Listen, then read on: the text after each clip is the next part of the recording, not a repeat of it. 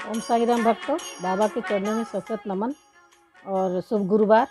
और शिरडी साईं चैनल की ओर से आप सभी साईं भक्तों को ओम साई राम। तो ये शिरडी डायरी का चलिए एक छोटा सा वक्तव्य है। शिरडी में श्री साईं सगुण रूप को देखने का अनेक भक्तों को सौभाग्य मिला। इसमें से एक अमरावती के सुप्रसिद्ध वकील श्री गणेश श्री कृष्ण खापर्डे थे, जो उन दिनों देश की राजनीतिक में भी सक्रिय थे।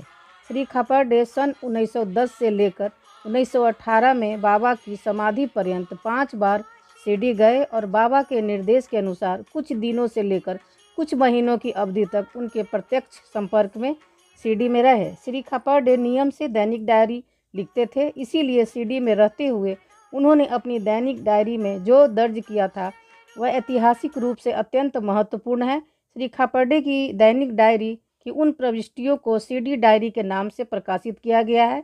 इसमें से श्री साईं बाबा के दिव्य व्यक्तित्व, क्रियाकलाप, हाव भाव और लीलाएं और उन दिनों शिरडी के परिवेश और जनमानस की अद्भुत झलक है। तो चलिए शिरडी डायरी पढ़ते हैं।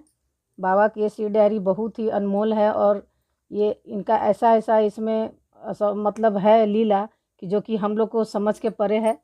तो लेकिन फिर भी बाबा के अगर हम लोग शरण में हैं तो बहुत सी लीलाएं हम लोग को इनके समझ में आने ही लगता है। तो ये हम आप लोग को पढ़ के सुनाते हैं शिरडी डायरी।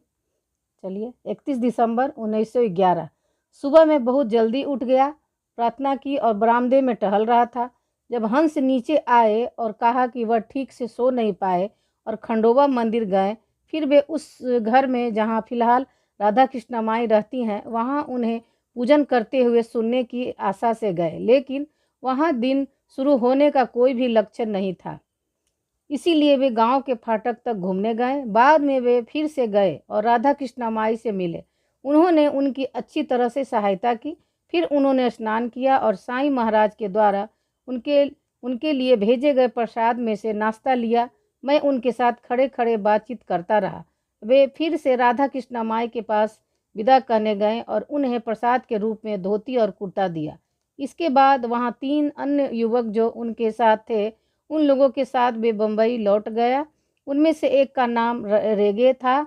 इस सब कारणों से मुझे हर चीज़ में देर हुई और फिर हजामत करने वाले ने और भी देर करा दी। मैंने साईं बाबा के बाहर जाते हुए दर्शन किए, लेकिन उन्होंने किसी को भी नज़दीक आकर प्रणाम नहीं करने दिया। बाद में मैं मस्जिद गया और वहाँ दोपहर की पूजा में सम्मिलित होने के लिए बैठा रहा। आरती के समय सभी पुरुषों को चबूतरे के नीचे खुले आंगन में खड़ा होना पड़ा और महिलाएं मस्जिद में रहीं। व्यवस्था बहुत अच्छी थी। लौटने पर मैं कोपर गांव के मामलदार से बात करने बैठा जो यहाँ आए हुए हैं।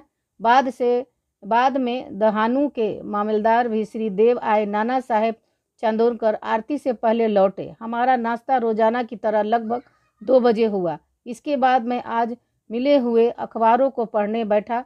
शाम ढलने पर मैं मस्जिद गया, लेकिन साईं महाराज ने जल्दी ही उदी दे दी। इसीलिए मैं नई इमारत के नींव के चबूतरे पर गुजराती शास्त्री जो गोवर्धन दास के साथ बातचीत करने बैठा।